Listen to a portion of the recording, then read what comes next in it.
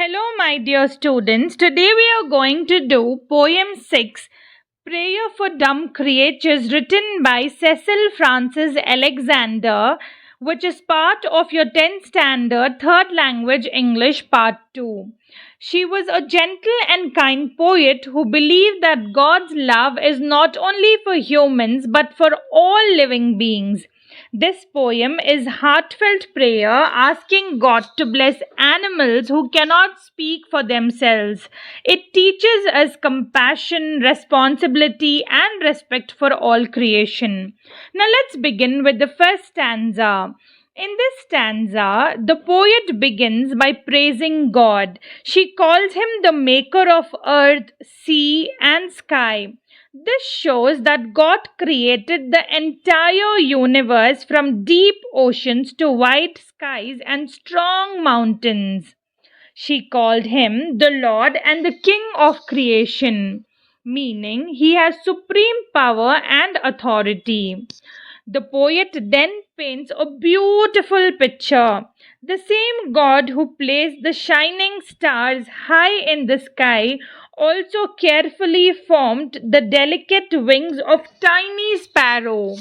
This comparison is very powerful. It shows that God gives equal importance to the largest and the smallest parts of creation. Nothing is insignificant in his eyes.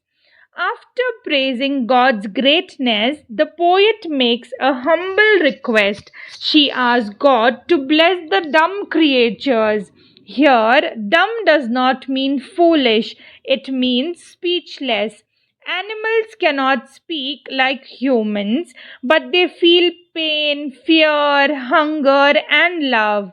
They suffer silently. Their cries are not in words, but their suffering itself becomes a prayer. The poet believes that God understands even the silent language of animals. She prays that he listens to their voiceless prayers and protect them. Let me give you an example for this. Imagine a small puppy shivering in the rain. It cannot knock on doors or ask for help in the words, but its trembling body and soft cries show its pain. Helping that puppy is like answering its silent prayer. Now let's move on to the second stanza.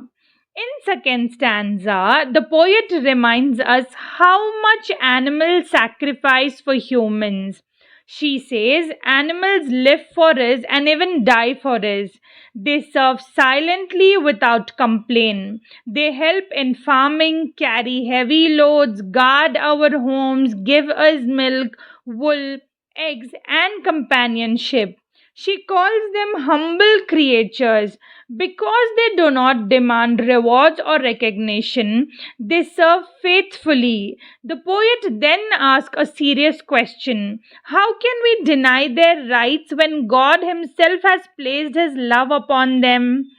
This line makes us think deeply. If God loves animals, then harming or neglecting them is wrong. It becomes our moral duty to protect and care for them. The poet then prays to God to teach our hearts to hear their silent pleas. Just as God listens carefully to human prayers, we should also learn to understand the needs of animals. Their pain may not be spoken, but it is real. This stanza teaches us responsibility. It tells us that kindness is not just a feeling, it must be shown through actions. Let me give you an example for this. A farmer who feeds his oxen properly and allows them to rest shows respect for their service. But someone who overworks and beats animal ignores their right. The poem encourages us to choose kindness. Students, now let's see what is the conclusion.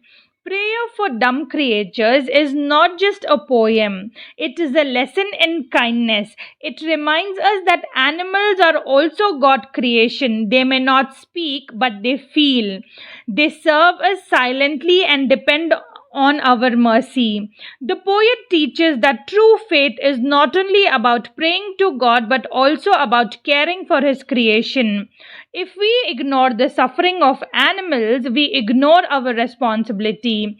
This poem encourages us to develop soft hearts, gentle hands, and responsible actions. Students, now let's see what is the moral of the poem. The moral is very simple. We must protect the weak and voiceless animals. Kindness to animals is sign of true humanity. Animals have rights and feelings. God created both humans and animals with love.